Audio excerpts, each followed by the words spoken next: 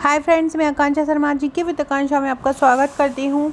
Mains के revision answer में आज हम अर्थशास्त्र का रिवीजन आंसर पढ़ने वाले हैं। इसमें 5 नंबर, 11 नंबर और 3 नंबर के सभी प्रश्न हम पढ़ेंगे। तो चलिए स्टार्ट करते हैं।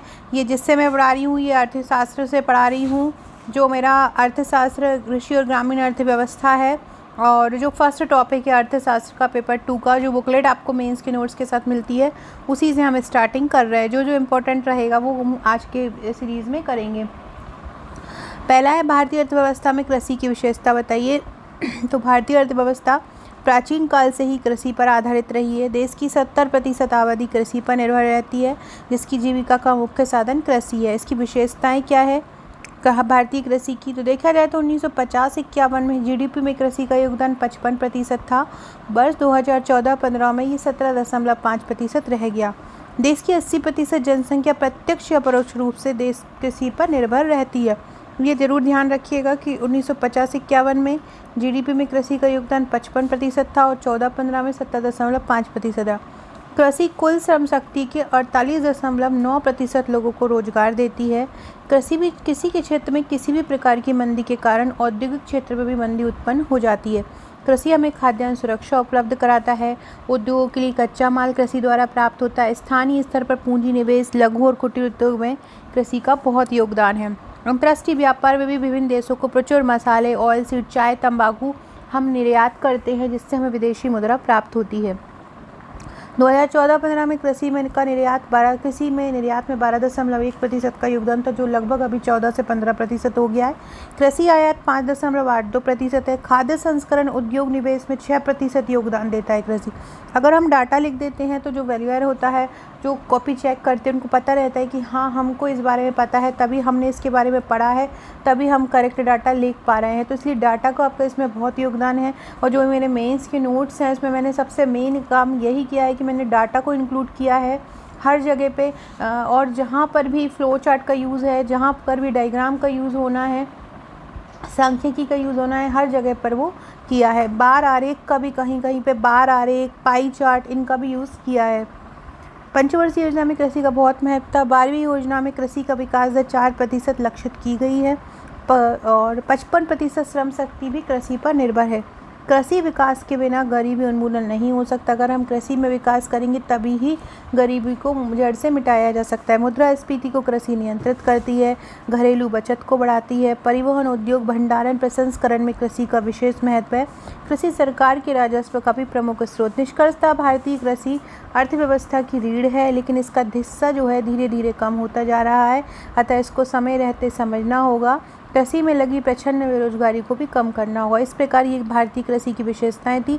सबसे पहले हमने इसका इंट्रो लिख दिया है और ये इसकी विशेषताएं लिख दी। जो आपको मेंस की टोटल, जो आप अगर आप मेंस का पैकेज लेते हैं, प्रश्नोत्तर श्रृंखला में आपको नोट्स मिलते हैं, तो मेंस की टोटल आपको 41 बुकलेट मिलती हैं। 41 बुकलेट में आपको 12 बुकलेट जो होती है 3 नंबर की मिलती है और 29 बुकलेट आपको 5 नंबर और 11 नंबर की मिलती है। उन 29 में से एक बुकलेट ये है जिससे मैं आपको पढ़ा रही हूँ, अर्थशास्त्र, जो कि पेपर 2 का सेकंड पार्ट की फर्स्ट यूनिट है और जो कि बहुत महत्वपूर्ण है। उसके पूरा का पूरा सिलेबस, जो कि स्टार्टिंग ही होता है ये कृषि और ग्रामीण अर्थव्यवस्था से, तो इसको कवर किया गया है। नेक्स्ट क्वेश्चन पढ़ते हैं। APEDA क्या है? तो APEDA क्या है? पेड़ा कृषि और प्रसंस्कृत खाद्य उत्पाद निर्यात को बढ़ावा देने वाली एक प्रवर्तक संस्था है। इसका उद्देश्य क्या है? कृषि निर्यात को प्रोत्साहित करना। कृषि निर्यात में केंद्र सरकार की भी एक शीर्ष एजेंसी है।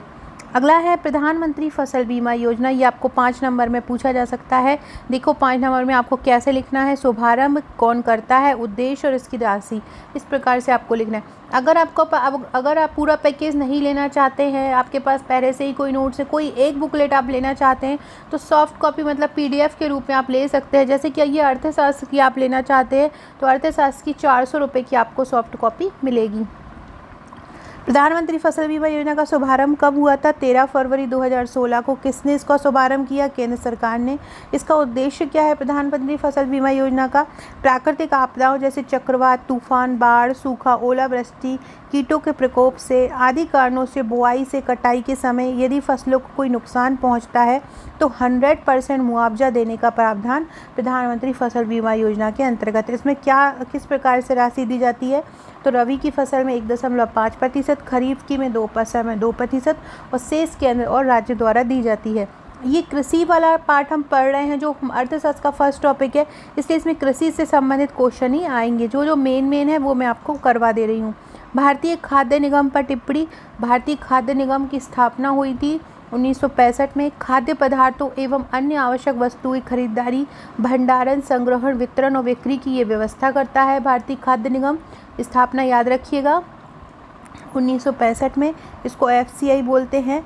PDS मतलब जो सार्वजनिक वितरण प्रणाली रहती है, उस महत्वपूर्ण कार्य की उसके जो महत्वपूर्ण कार्य होते हैं उनको स्थिरता प्रदान करता है। बफर स्टॉक का भी ये निर्माण करता है। कौन? भारतीय खाद्य निगम।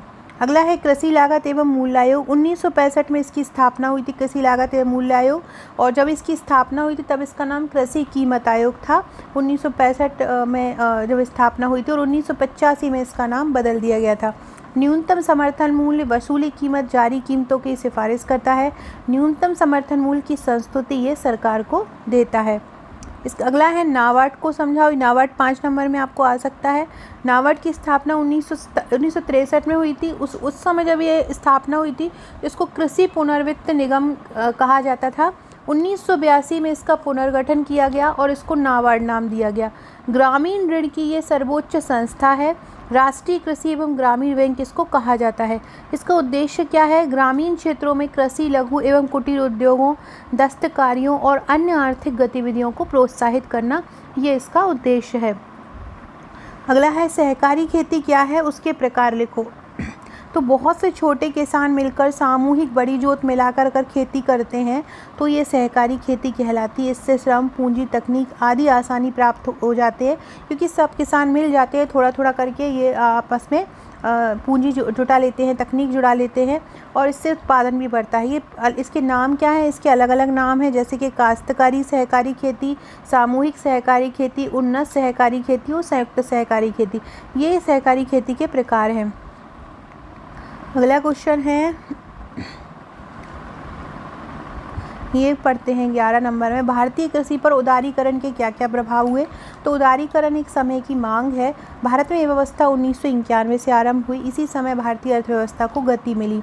इसका प्रभाव भारत की अर्थव्यवस्था के प्राथमिक, द्वितीयक, तृतीयक सभी क्षेत्रों पर पड़ा है। भारत जैसे कृषि प्रधान देश में भी उदारीकरण के व्यापक प्रभाव देखे जा सकते हैं। ये हमने थोड़ा सा इंट्रो देख लिया। अब हम देखेंगे सबसे पहले इसके प्रभाव सकारात्मक क्या क्या हुए। तो उपयोगितावादी कृषि के स्थान पर अधिशेष वृद्धि की विचारधारा का विकास हुआ। कृषि को राष्ट्रीय और अंतर्राष्ट्रीय स्तर पर जोड़ने की सुनिश्चितता मिली। किसानों के जीवन स्तर और विकास में सुनिश्चितता आई। कृषि के क्षेत्र में नए तकनीकों के प्रयोग के लिए राष्ट्रीय और अंतर्राष्ट्रीय सहयोग सुनिश्चित हुआ। तो ये तो हुई इसकी सकारात्मक प्रवृत्ति कि उदारीकरण की क्या सकारात्मक प्रवृत्ति हुई। नकारात्मक क्या हुई? कि नकारात्मक ये हुई कि बड़े बड़े किसान तो वृद्धि करने लगे। अब छोटे छोटे जो किसान हैं वो व्यापक स्तर पर उत्पादन नहीं कर सकते, तो वो उनकी आत्महत्या बढ़ने लगी, उनका कर्जे में डूबने लगे ज़्यादा उत्पादन के चक्कर में, तो आत्महत्या की घटना में वृद्धि हुई। क्षेत्रीय असंतुलन बढ़ा। कोई क्षेत्र बहुत ज़्यादा विकसित हो गया और कोई क्षेत्र जैसे कि हमारा मध्य प्रदेश वहीं का वहीं रह गया, और दूसरे क्षेत्र देखें जैसे महाराष्ट्र देखें, बेंगलुरु देखें या दूसरे पंजाब देखें तो वो बहुत ज़्यादा बढ़ गए हैं। किसानों के जीवन में पूंजीवाद की समस्या आई। FCI के ढांचे में भी असंतुलन को बढ़ावा मिला। वर्तमान में सरकार द्वारा उदारीकरण के कृषि पर सकारात्मक प्रभावों को और अधिक प्रभावी बनाकर अर्थव्यवस्था के विकास को सुनिश्चित करने का प्रयास अनेक माध्यमों से हो रहा है। कौन से है माध्यम? जैसे किसान क्रेडिट योजना लागू करना, ई-चौपाल कार्यक्रम जगह जगह पे चलाए जा रहे हैं किसानों के लिए। किसान कॉल सेंटर की स्थापना हुई है। भारत निर्माण योजना। फ्रेंड, डिस्क्रिप्शन बॉक्स में आपको हमारे WhatsApp, Telegram, Facebook, Twitter, Insta की लिंक मिल जाएगी, जुड़ जाइएगा। अगर आप MP पटवारी की तैयारी कर रहे हैं तो कमेंट बॉक्स में मैं एक लिंक दूंगी टेलीग्राम ग्रुप की, उससे जरूर जुड़ जाइएगा। वो आपको बहुत महत्वपूर्ण साबित होगा। वहाँ पे पटवारी से संबंधित जो भी डाटा है वो आपको निःशुल्क प्रदान किया जाएगा।